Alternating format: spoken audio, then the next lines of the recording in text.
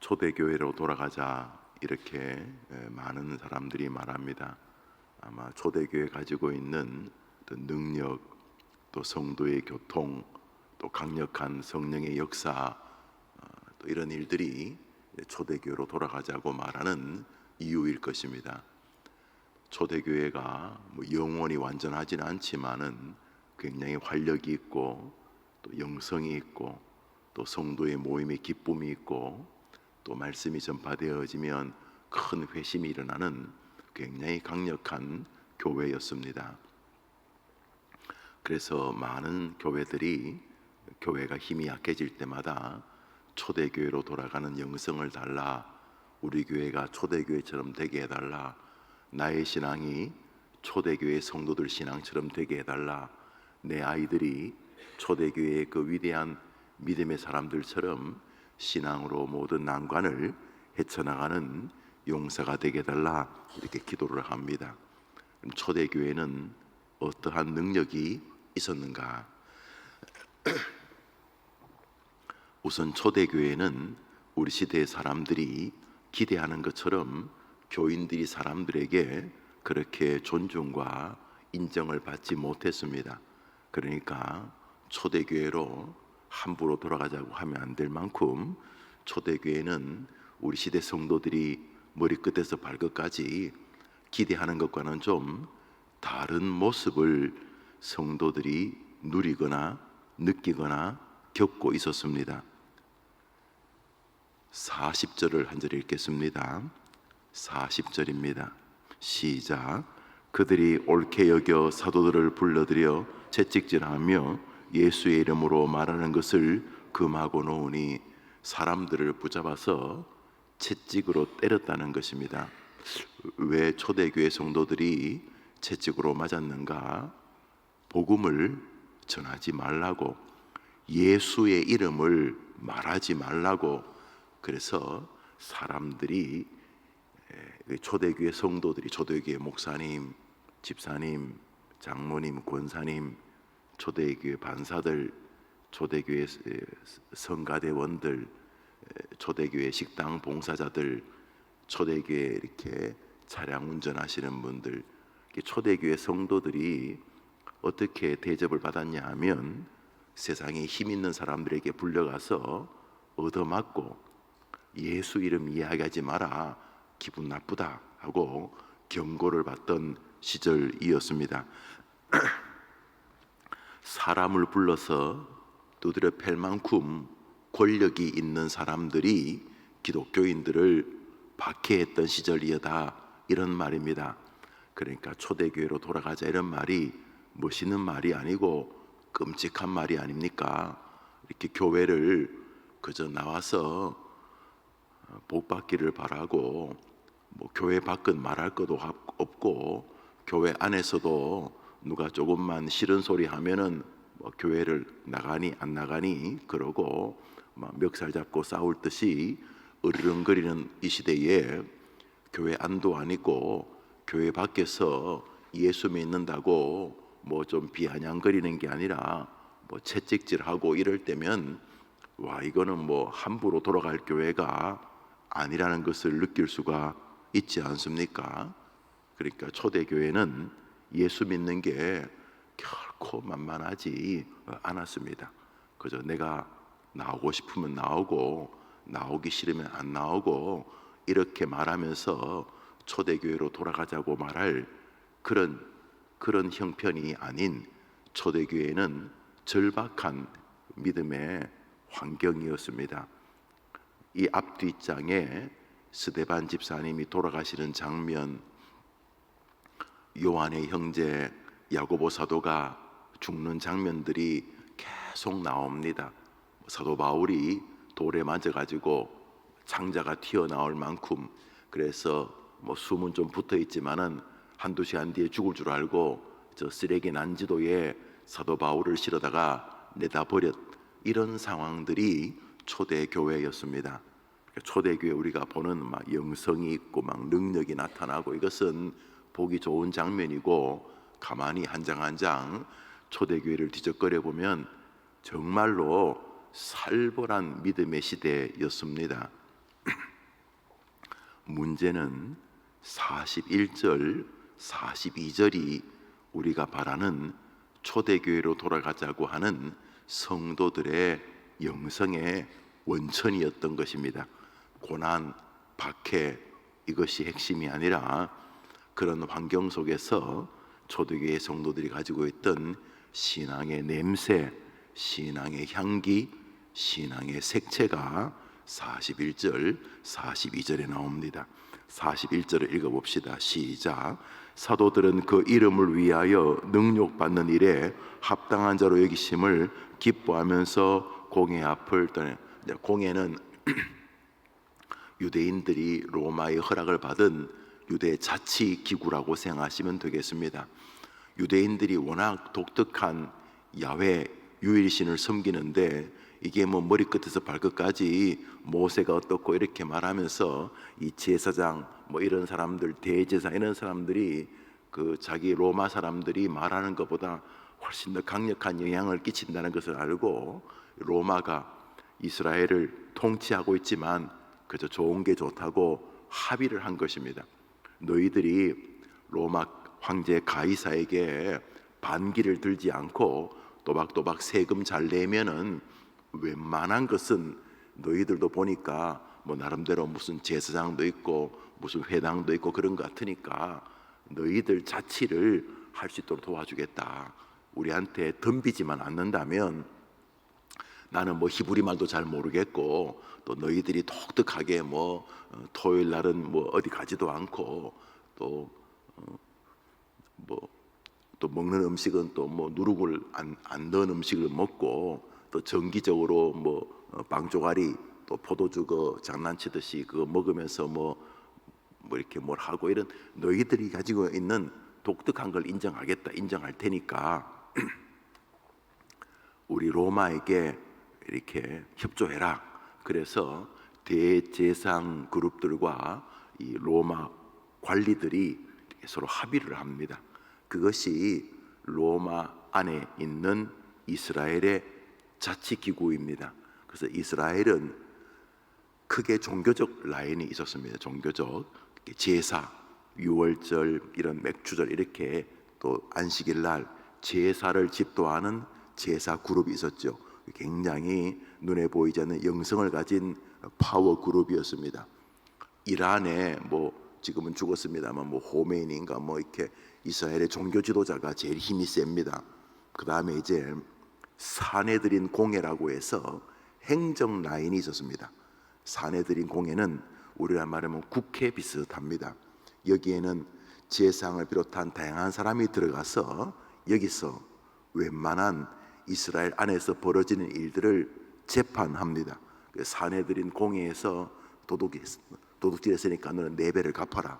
그리고 뭐 어떻게 감옥에 가라, 뭐 매를 맞아라, 뭐 이렇게 해서 사내들인 공회가 정치와 재판의 의결을 했었습니다. 단 이 공회가 사내들인 공회가 할 수 없는 것은 죽이는 것입니다. 사형의 권한은 로마가 가지고 있었습니다. 그러나 나머지는 다 자치들이 자기들이 하게 한 것입니다. 우리나라가 다 문제가 벌어지면 나라가 정한 사법부에서 뭐 징역을 살아라, 집행유예를 살아라, 뭐 무슨 뭐 사형이다 또는 뭐 자격이 박탈이다, 뭐 운전면허 정지다, 뭐 여튼간에 나라에서 재판을 합니다만 우리나라 몇몇 자치단체를 나라가 인정해주는 사내들인 공회 같은 기구들이 있습니다. 대한변협, 대한변호사협회는 그 사람들이 가지고 있는 우수한 뭐 환경이나 경륜을 일정한 부분 인정해줘서 너희들이 크게 국법에 어긋나지 않는다면 너희들이 결정하는 것을 나라가 지지하겠다. 그래서 검사 판사 생활을 하고 이제 변호사를 개업하려고 할 때 그 변호사 협회에서 허락을 받아야지만 뭐 서울이든 대구든 부산이든 광주든 변호사 개업을 할 수가 있습니다. 그러니까 자기들끼리 자치하는 일정한 권리를 준 것이죠.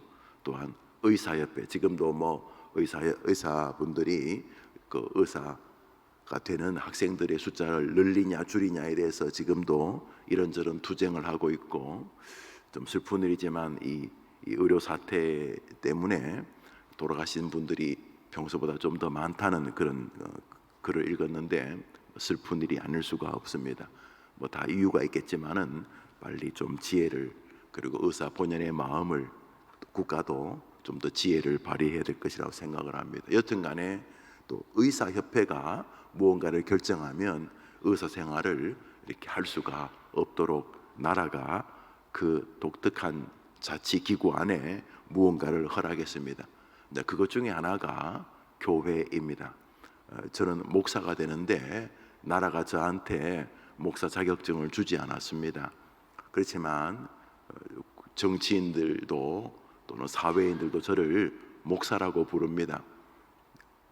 나라가 나를 목사로 세운 것도 아닌데 그러면 누가 목사를 저에게 인정했는가? 대한예수교 장로회, 우리 서울 동로회라고 하는 교단 안에 있는 이 노회에서 저에게 안수를 해서 제가 목사가 되었습니다. 또 국가에서도 저를 목사라고 인정을 하지요. 나라가 저한테 목사 자격을 준 것도 아닌데, 그러니까 너희들끼리 크게 국법을 어기지 않는다면 존중하겠다. 그래서 교회에서 분쟁이 나도 교회의 내규가 또 총회의 법이 모든 법보다 우선합니다. 너희들은 신앙이라고 하는 너희들만의 고도의 독특성을 가지고 있으니까 너희들을 인정하겠다 해서 이렇게 인정하는 것처럼 사내들인 공회가 그랬는데, 문제는 이 사내들인 공회는 예수님을 믿지 않는 사람들이었습니다. 이들의 대부분은 유대인들이었는데 그 중에서도 대제사장과 연줄이 있는 이 예루살렘 지역에 있었던 이 공회들은 굉장히 강력하게 예수님을 믿는 사람들을 박해했던 것입니다. 자, 그 공회에 가서 채찍에 맞고 아주 그냥 치도곤을 당했습니다. 그리고는 이제는 또 많은 사람들이 보고 있으니까 또 문 밖에서 왜 우리 베드로 사도를 붙잡고 있으십니까? 베드로가 무슨 죄를 지었습니까? 뭐 하고 웅성웅성거리니까 이 유대 제사장들이나 사내들인 공회원들은 또 이 민원이 제기되는 거죠.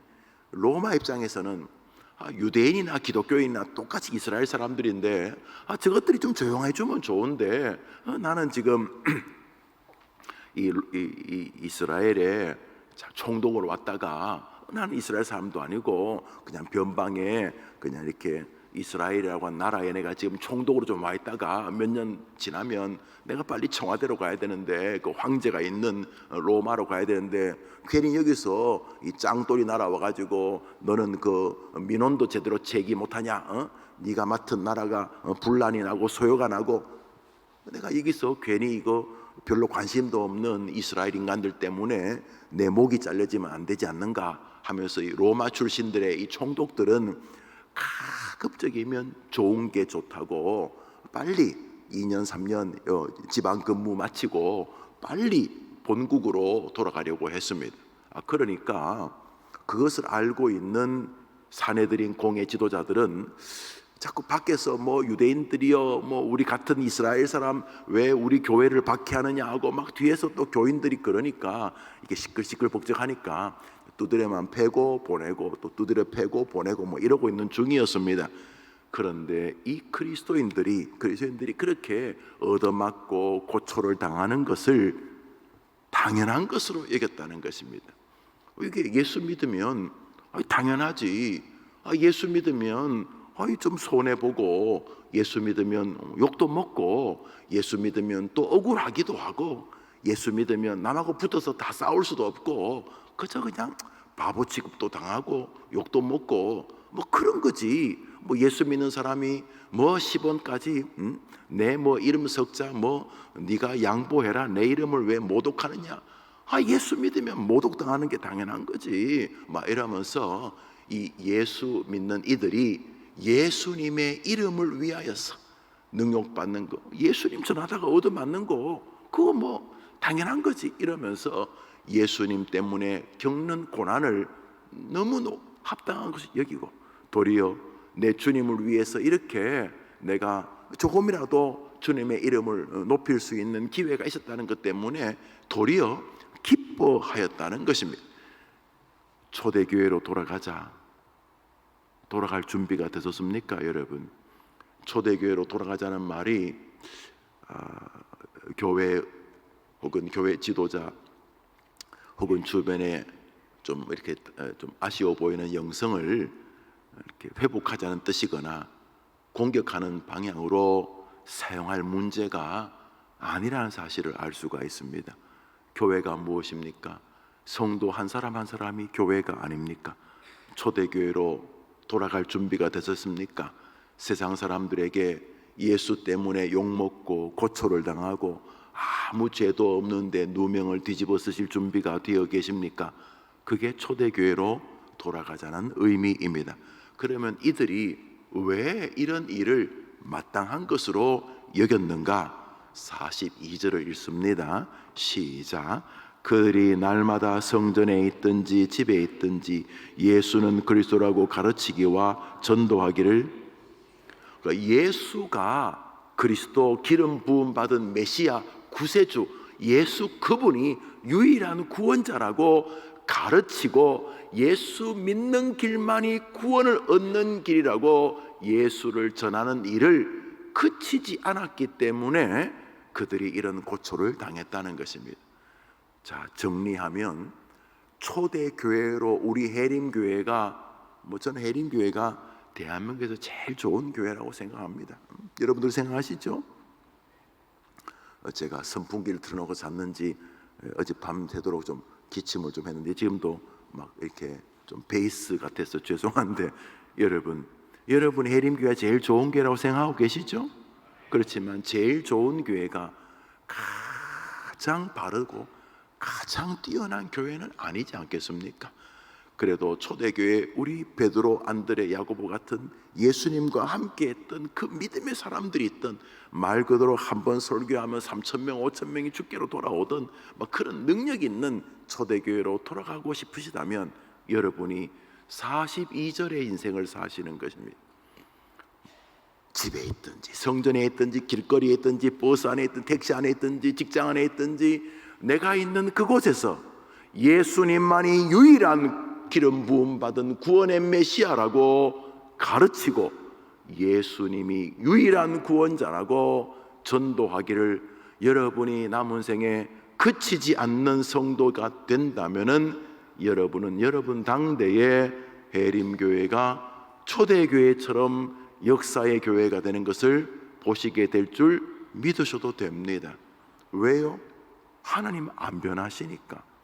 이들은 이렇게 하는데 초대교회 역사가 그 교회에 나타나고 우리들은 이렇게 해도 안 나타난다면 하나님이 동일한 분이 아니지 않습니까? 늘 말씀드리듯이 하나님 걱정할 거 하나도 없습니다. 그분은 변하는 법이 없으시니까. 그러므로 이 교회가 초대교회처럼 되기를 바란다면, 여러분의 삶이 초대교회 성도처럼 되기를 바란다면, 여러분의 4명, 6명, 8명, 여러분의 가정이 초대교회 같은 가정이 되기를 원한다면 집에 있든지 성전에 있든지 길거리에 있든지 직장에 있든지 친구를 만나든지 부모님을 만나든지 예수님이 그리스도라고 가르치고 그분이 유일한 구원자라고 전도하는 길을 걸어가면 여러분이 있는 그곳이 초대교회 영성이 있는 현장이 될 줄 믿습니다. 그러면서 우리 모두는 초대교회의 영성을 누릴 수 있는 자격을 늘 유지하고 살고 있습니다. 우리는 언제나 내 마음밭을 초대교회의 영성이 있는 영혼의 마음밭으로 만들 수 있는 자격을 가지고 있습니다. 그런 목사가 될 기회가 있고 그런 성도가 될 기회가 있습니다. 뭐요? 집에 있든지 성전에 있든지 예수님만이 유일한 메시아요, 예수님만이 유일한 구원의 길이라고 예수님을 가르치고 사람들에게 복음을 전하는 이 말씀에 대한 순종이 여러분의 교회를, 여러분의 현장을 초대교회 영성이 있는 현장으로 만들게 되는 줄 믿으시기를 바랍니다. 여기 중요한 게 있습니다. 초대교회 성도들은 어떻게 저렇게 42절의 삶을 살았는가? 두드럽해도 얼굴에 미소가 사라지지 않고, 예수님 전하지 말라고 고초를 하고 채찍으로 자기 몸을 감싸고 온몸에 채찍 자국이 가득 담겨 있어도, 혹은 얻어맞아서 다리를 쩔뚝쩔뚝 걸면서 집으로 돌아오는 그들의 얼굴에 기쁨이 넘쳤던 이유는 무엇일까? 어떻게 저들은 집에 있든지 성전에 있든지 예수님에 대해서 가르치고 예수님을 전하기를 그치지 않는 영성 있는 비결을 알았을까? 초대교회 성도들은 자신들의 교회가 이렇게 후대 수천 년이 지난 다음에도 초대교회로 돌아가고 싶어하는 그 교회의 어머니 같은 원형의 아름다운 능력 있는 교회가 될 줄 알았을까? 어떻게 저 사람들은 저렇게 초대교회의 영성 있는 교회를 만들 수 있는 방법을 알았을까? 오늘자 날주 마태복음 28장입니다. 오늘자 날주 마태복음 28장입니다.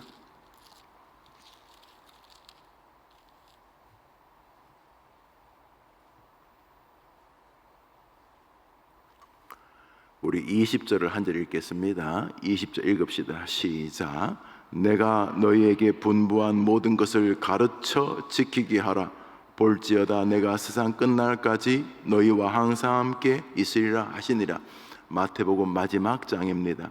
사실은 10한 6절부터 읽으면 좋은데 그냥 마지막 절만 읽었습니다. 내가 너희에게 분부한 것이 무엇인가? 20절에 19절은 가서 모든 민족으로 제자를 삼아라 이렇게 말씀하신 것이고, 20절에 그것을 정리하시면서 내가 너에게 분부한 것을 한번 따라합시다. 가르치라, 전하라. 그러니까 초대교회 성도들은 자기들이 능력 있는 초대교회가 되는 방법의 비결을 개발한 것이 아닙니다. 초대교회 성도들이 초대교회 성도들도 평균 수명이 한 50살쯤 됐겠죠. 지구상의 선진국의 평균 수명이 80살을 넘긴 게 1980년도 후반이니까 그 전까지 평균 수명이 한 50, 60 안 되었겠습니까? 50, 60. 지금도 아프리카 어떤 나라는 평균 수명이 42살인가 그렇던데, 여튼간에 2000년 전에 평균 수명이 얼마나 됐겠습니까?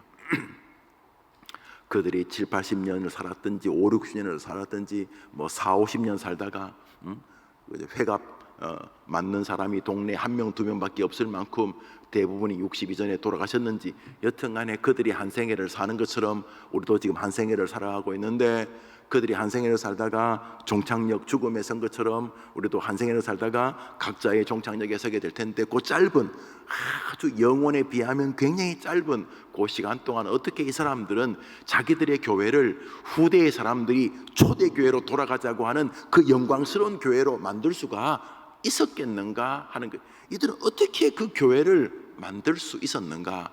어떻게 그들은 성전에 있든지 집에 있든지 예수님이 그리스도라고 가르치고 예수님을 전하는 이 비결을 어떻게 알았을까? 앉아가지고 예배당 짓고 사람들하고 프로그램하고 그러지 않고, 이 사람들은 어떻게 후대의 사람들이 그렇게 부러워하는 초대교회를 만들 수 있는 방법, 성전에 있든지 집에 있든지 예수님이 그리스도라. 아주 주제도 너무도 심플합니다. 교회에서 가르치는 주제가 이렇게 설교들을 이렇게 한 번씩 방송 설교를 들어보면 참 주제들도 많아. 그런데 어떻게 이 초대교회 성도들은 예수님이 그리스도라고 하는 그 주제를 딱 집어가지고 예수님만이 구원자라는 사실을 이것저것 찔러보지 않고 한 주제를 가지고 어떻게 사람들에게 전하고 어떻게 사람들에게 예수만이 구원자라는 복음을 전하면서 초대교회를 우리가 부러워하는 그 교회로 만들 수 있었는가? 그들은 하나님의 말씀을 따랐던 것입니다. 예수님이 승천하시면서 뭐라 그랬어요? 딱 한 가지만 이야기했어요. 너희는 가서 사람들에게 예수만이 유일한 구원자라고 가르치라는 것입니다. 할렐루야. 이것을 이렇게 마태는 유대인들에게 좀 설명할 의도를 가지고 좀 이렇게 많이 써놓았어요. 그런데 이 감담산에서 마지막 승천하기 직전에 이 사건을 사족을 빼고 핵심 뼈다귀만 기록하는 마가는 훨씬 더 단순하게 이 구절을 정리해 두었습니다. 마태복음은 28장이 마지막 장이지요. 마가복음은 16장이 마지막 장인데 똑같은 내용입니다. 주님이 승천하시기 전에 하셨던 말씀을 마태는 유대인들이 좀 잘 이해하도록 유대적 사고를 가지고 쭉 정리를 해두었는데, 물론 하나님이 그렇게 시키신 거죠. 마가는 아주 뼈다귀 예수님의 말씀의 엑기스를 정리해 두었습니다. 마가복음 16장을 읽습니다. 마가복음 16장입니다. 15절을 한 절 읽읍시다. 마가복음 16장 15절 시작. 또 이르시되 너희는 온 천하에 다니며 만민에게 19절을 읽습니다. 19절 시작. 주 예수께서 말씀을 마치신 후에 하늘로 올려지사 하나님 우편에 앉으신, 이렇게 하나님이 지금 하나님의 아들 예수님을 하늘로 데려가시기 바로 직전 감람산에서 마태복음 28장에 너희는 온 천하에 다니며 만민에게 복음을 증거하라는 이 마가가 기록한 것을 마태는 좀 더 자세하게 가르치고 지키게 하라, 세례를 베풀고 이렇게 써놓았는데, 마가는 그것을 딱 정리해서 한 줄로 15절에 너희는 온 천하에 다니며 만민에게 복음을 전파하라 라고 주님이 유언하셨다는 것입니다. 초대교회가 어떻게 영성 있는 교회가 되었냐 하면, 주님의 말씀에 마음과 삶을 자꾸 붙였을 때 초대교회가 영성 있는 교회가 되었던 것입니다.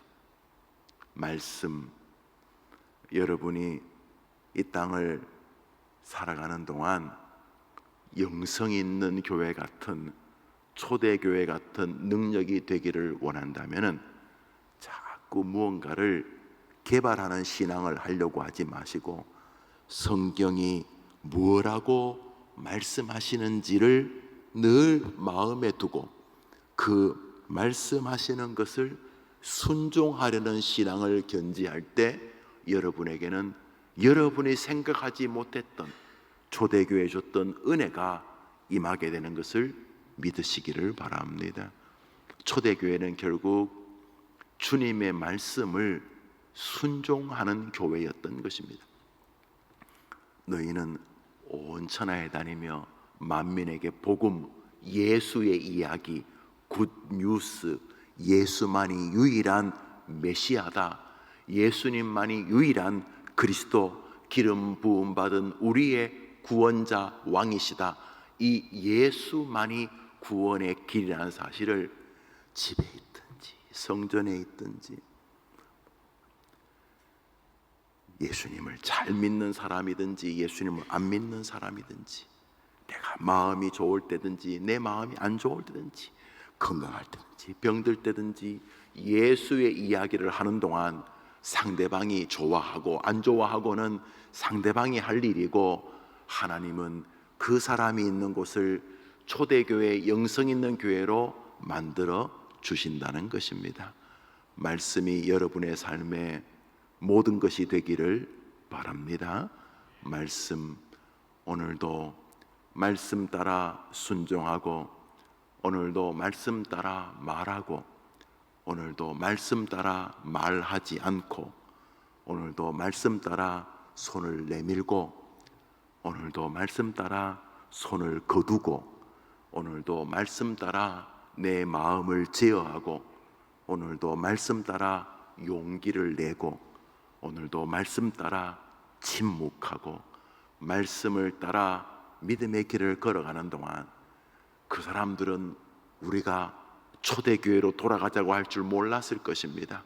그저 하루하루 예수 믿고, 어제는 김 권사님이 십자가에 달리셨대, 아이고 그저께는 베드로 사도가 감옥에 갇혔대, 교회 오면 광고가 다 그런 광고 속에서 믿음 생활하고 있었을 초대교회 성도들이 하루하루 오늘이 내 생의 마지막일까, 내일이 내 생의 마지막일까 하며 살았으니, 우리가 후대에 이렇게 존경받는 교회 될 줄 꿈에도 생각 못했을 것입니다.